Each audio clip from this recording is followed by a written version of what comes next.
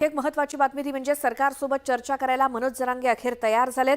सरकारचा शिष्टमंडळ आज जरांगेंना भेटणार आहे। सरकारच्या वतीने बच्चू कडूंनी मध्यस्थी केली आहे। वेळ देऊ मात्र आंदोलन सुरूच राहील आणि असे जरांगे पाटील यांनी यावेळी सांगितलं। तर आरक्षण मिळेपर्यंत पाणी देखील घेणार नसल्याचं जरांगेंनी जाहीर केलं। मुख्यमंत्री एकनाथ शिंदेंचा निरोप घेऊन आमदार बच्चू कडू जालन्यात आले होते आणि त्यांनी मनोज जरांगेंशी उपोषण सोडण्याबाबत चर्चा केली। तर मनोज जरांगे यांनी आरक्षण मिळेपर्यंत आंदोलन सुरूच राहणार असून आता शेवटची चर्चा आणि शेवटचा तोडगा असा इशारा पुन्हा एकदा दिलाय।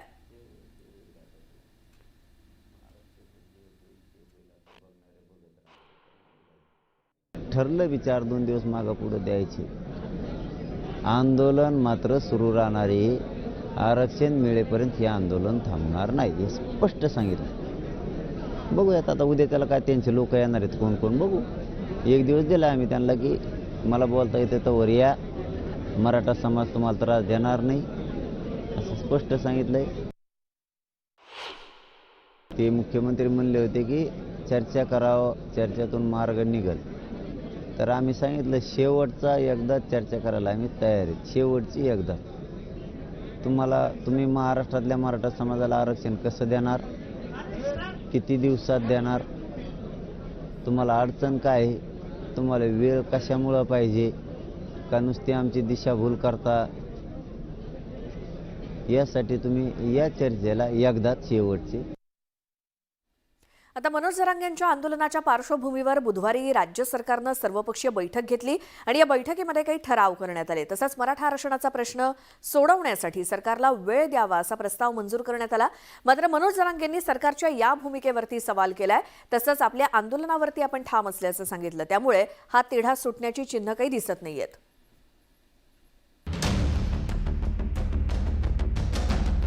मराठा आरक्षणावर तोडगा काढण्यासाठी बुधवारी मुंबईच्या सह्याद्री अतिथीगृहावर सरकारने सर्वपक्षीय बैठक आयोजित केली होती। मनोज जरांगेंच्या आंदोलनाच्या पार्श्वभूमीवर या बैठकीकडे राज्याचं लक्ष लागून राहिलं होतं। या बैठकीत काही महत्त्वाचे ठराव पास करण्यात आले। मराठा समाजाला आरक्षण देण्याविषयी सर्वांचं एकमत असल्याचा ठराव करण्यात आला। सर्व कायदेशीर बाबी पूर्ण करूनच टिकणारं आरक्षण देण्यावर एकमत झालं। मराठा आरक्षणासंदर्भात कायदेशीर कार्यवाही शक्य तितक्या लवकर करण्यात यावी असाही ठराव करण्यात आला।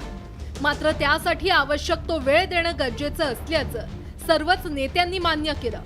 मराठा आंदोलनात हिंसा आणि जाळपोळीच्या घटनांविषयी नेत्यांनी तीव्र नापसंती व्यक्त केली। राज्यात कुणीही कायदा हाती घेऊ नये असं आवाहन करण्यात आलं। सरकारच्या या सर्व प्रयत्नांना उपोषणकर्ते मनोज जरांगे पाटील यांनीही सहकार्य करावं आणि आपलं उपोषण मागे घ्यावं असं आवाहन सर्वपक्षीय बैठकीतून करण्यात आलं। कायदेशीर बाबी आणि 2 लेवलला हे आपलं काम सुरू आहे। एक मराठवाड्यामध्ये जुन्या नोंदी कुणबी समाजाच्या ते दाखले देणं आणि सुप्रीम कोर्टातलं क्युरेटिव्ह पिटिशनवर काम करणं, यावर साधक बाधक चर्चा झालेली आहे। परंतु याला थोडा वेळ देखील द्यावा लागेल। राज्यातील सर्व प्रमुख पक्षांच्या नेत्यांना या बैठकीसाठी आमंत्रित करण्यात आलं होतं। मनोज जरांगेंना उपोषण आंदोलन मागे घ्यावं असं आवाहन सर्व राजकीय पक्षांच्या नेत्यांनी केलं। मराठा समाजाला आरक्षण दिले गेलं पाहिजे आणि त्याचबरोबर ते आज अशांततेचं वातावरण जे काय निर्माण झालेलं आहे ते ताबडतोब त्या ठिकाणी थांबलं पाहिजे असं सर्व पक्षीय नेत्यांनी आव्हान आज या महाराष्ट्रातील जनतेचे समोर केलं। मराठा आरक्षणाचा प्रश्न सोडवण्यासाठी सरकारला आणखी वेळ हवा आहे। मात्र त्याचा कालावधी काही सरकारनं स्पष्ट केला नाही। त्यामुळे मनोज जरांगेंनी सरकारच्या या भूमिकेवर सवाल उपस्थित केला। ते फक्त आम्हाला मराठ्यांना येड्यात काढतील। आता मराठ्यांनी ओळखले कोणचा पक्ष असू हे आपले नाहीत। भाजप, शिवसेना, राष्ट्रवादी, काँग्रेस, महेश काय जे असतील ते पक्ष जेवढे असतील तेवढे मराठ्यांनी आता ओळखलं की हे आपल्या लेकरासाठी उठूच शकत नाहीत, आपण आपलंच उठलं पाहिजे। त्यामुळं लोक पक्षापासून सनासन मराठे बाजूला झाले। कारण हे एकच आहे सगळे, हे दाटून म्हणतात वेळ द्या। मागच्या बारीने वेळ द्या म्हणले, दिला का नाही? आता दिला, आता कशाला पाहिजे सांगा बरं। आरक्षणावर तोडगा काढण्यासाठी सरकारनं वेळ मागितली असली तरी जरांगे मात्र आपल्या भूमिकेवर ठाम आहेत।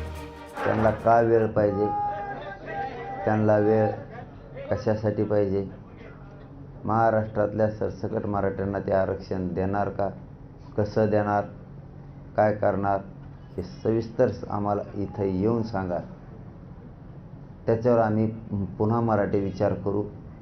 निर्णय मराठ्यांचा आहे अंतिम, काय करायचं. सर्वपक्षीय बैठकीतून मराठा आरक्षणावर ठोस काही निघेल अशी मराठा समाजाला अपेक्षा होती. मात्र ठरावाव्यतिरिक्त या बैठकीतून फारसं काही साध्य झालं नाही. त्यामुळे मराठा आंदोलनाची धग कायम राहण्याची शक्यता नाकारता येत नाही. Bureau report, news 18 Lokmat. बारामतीमध्ये आज सुद्धा सकल मराठा समाजाच्या वतीनं भिगवण रोडवरती बाईक रॅली काढण्यात आली. एक मराठा लाख मराठा असा जयघोष करत मराठा बांधव मोठ्या संख्येनं या रॅलीमध्ये सहभागी झाले. छत्रपती शिवाजी महाराज उद्यानाजवळ या रॅलीचा समारोप झाला. तर बारामतीतल्या प्रशासकीय भवनासमोर गेल्या अनेक दिवसांपासून साखळी उपोषण सुरू आहे. या चौघांची तब्येत खालावली असून त्यांना उपचारासाठी बारामती इथल्या सिल्वर जुबली हॉस्पिटलमध्ये भरती करण्यात आलं.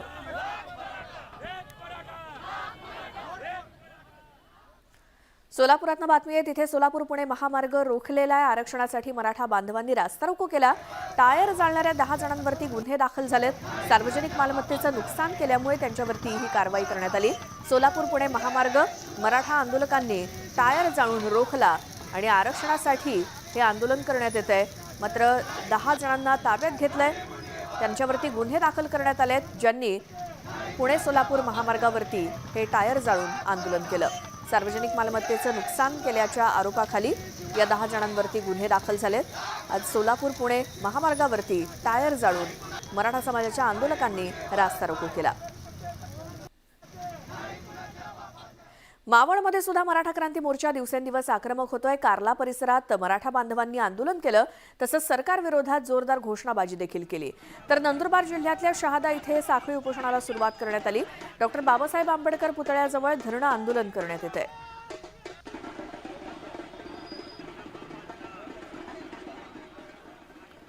बारामती तालुक्यातील सांगवी इथे मराठा समाजाच्या महिलांनी साखळी उपोषण सुरू केले. तसंच सांगवी गावात राजकीय पुढाऱ्यांना प्रवेश बंदी करण्यात आली आहे. तर सोलापुरात सुद्धा मराठा बांधव आक्रमक झालेत आणि मार्केट यार्डासमोर सोलापूर हैदराबाद महामार्गावर मराठा आंदोलकांनी रास्ता रोको आंदोलन केलं. त्यामुळे या महामार्गावरची वाहतूक काही काळ विस्कळीत झाली होती.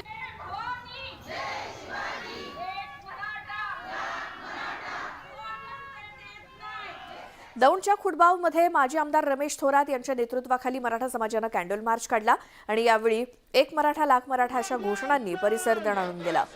तर सांगलीमध्ये मराठा बांधवांनी कॅन्डल मार्च काढत मागण्या मांडल्या आणि मराठा समाज भवनापासून या कॅन्डल मार्चला सुरुवात झाली. यामध्ये महिला आणि लहान मुलांनी देखील मोठ्या संख्येनं सहभाग घेतला होता. माननीय जरांगे पाटील अमरून उपोषणाला बसले आहेत. त्यांच्या पाठिंबासाठी आपण आज कॅन्डल मार्च काढला होता आणि असा मोठ्या प्रमाणात प्रतिसाद आपल्याला आज कॅन्डल मार्चला मिळाला आहे. आज कॅन्डल मार्च काढायचा आणि एक उद्देश होता की पुढच्या पोरांच्या भवितव्यासाठी हे आरक्षण मिळालंच पाहिजे आणि आमची मागणी आहे की 50% आतलं आरक्षण हे आम्हाला मिळालंच पाहिजे.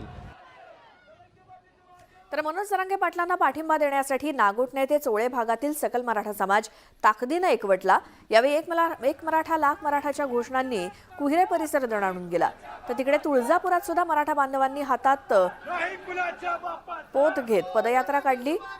हातामध्ये ही ज्योत घेऊन त्यांनी पदयात्रा काढली आणि आरक्षणासाठी तुळजा भवानीच्या मंदिराच्या महाद्वाराला आंदोलनकर्त्यांनी महाआरती सुद्धा केली.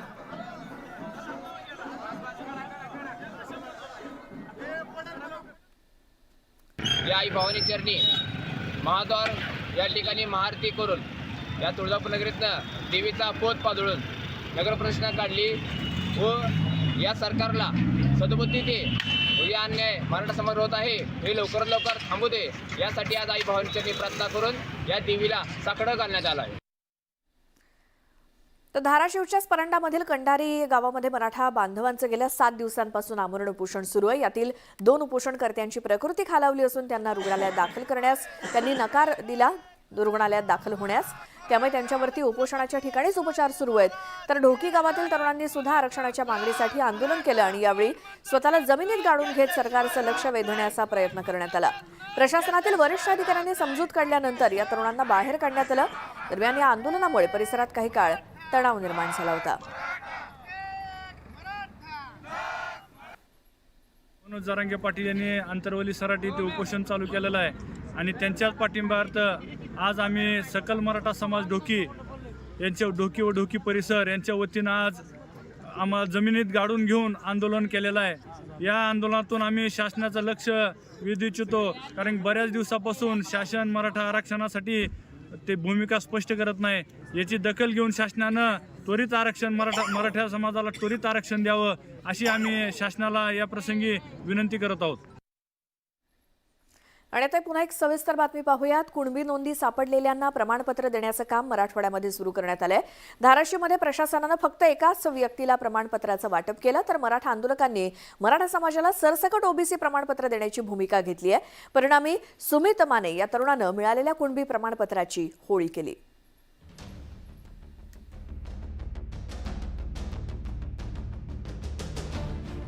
मराठा समाजाचे आंदोलक आणि कुणबी प्रमाणपत्र मिळालेले सुमित माने यांनी प्रमाणपत्राची होळी करून मराठ्यांना सरसकट कुणबी प्रमाणपत्र देण्याची मागणी केली. तत्पूर्वी कुणबी नोंद सापडलेल्या सुमित माने यांना जिल्हाधिकाऱ्यांनी कुणबी प्रमाणपत्राचं वाटप केलं होतं. शिंदे समितीनं पाहणी करून मराठा समाजातील नागरिकांची कुणबी नोंदी असल्याची कागदपत्र जमा केली. त्या आधारे प्रमाणपत्र वाटप करण्यात आलं. धाराशिव जिल्ह्यात 40 लाख कागदपत्र तपासण्यात आली. त्यात 468 नागरिकांच्या कुणबी नोंदी आढळल्या आणि त्यातील अवघा एकच नागरिक कुणबी प्रमाणपत्र घेण्यासाठी पोहोचला. आज कारी गावामध्ये आम्हाला सगळ्यात जवळजवळ आमच्याकडे जे 450 नोंदी आढळल्या त्यापैकी जवळजवळ 110 नोंदी ते कारी गावामध्ये आपल्याला आढळून आल्या होत्या. त्या गावामधलेच आम्ही एक युवक होते सुमित माने यांना आज आम्ही पहिलं कास्ट सर्टिफिकेट इश्यू केलेलं आहे. पहिल्या अहवालात शिंदे समितीनं सरकारकडे काही त्रुटी नोंदवल्या असून नव्यानं कागदपत्र तपासणी करण्याचे आदेश प्रशासनाला देण्यात आले. त्यानुसार जिल्हा प्रशासनानं भूमी अभिलेख विभागातील जुनी कागदपत्र शोधत त्यातल्या कुणबी नोंदी समोर आणल्या.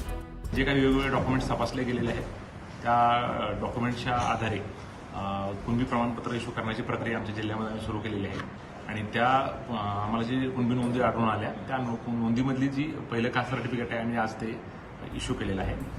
जिल्हा प्रशासनानं मोठा गाजावाजा करत कुणबी प्रमाणपत्र देण्याचा कार्यक्रम आयोजित केला होता. मात्र मराठा आंदोलकांनी फोन केल्याचं सांगत प्रमाणपत्र घेतलेल्या व्यक्तीनं तिथून धूम ठोकली. त्या व्यक्तींनी प्रसार माध्यमांशी संवादही साधला नाही.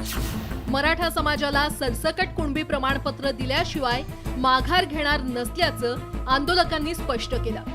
माझी भावना अशी आहे की कुणबी प्रमाणपत्र हे मला एकट्याला देऊन चालणार नाही आणि सगळ्यांना सरसकट द्यावं आणि आता हे मला एकट्याला जेवण देत आहेत आणि बाकीचे माझे बांधव जे आहेत त्यांना उपाशी ठेवत आहेत, तर हे असं थोडी चालणार नाही. आणि एक सरकारला मी एक सांगू इच्छितो की जर अशी फूट पाडण्याचा प्रयत्न जर असेल त्यांच्यात तर ते कटकार असताना आम्ही उधळून लावू किंवा धुडकावून लावू. मनोज जरांगे पाटील यांचं उपोषण आणि राज्यात सुरू असलेल्या आंदोलनाची धार बोथट करण्यासाठी राज्य सरकार कुणबी प्रमाणपत्राचं वाटप करत असल्याचा आरोप मराठा आंदोलकांकडून केला जातोय. परिणामी सरसकट कुणबी प्रमाणपत्र देण्याच्या मागणीचं आता काय होणार हा प्रश्न आता निर्माण झालाय. बालाजी निरफळ, न्यूज 18 लोकमत, धाराशिव.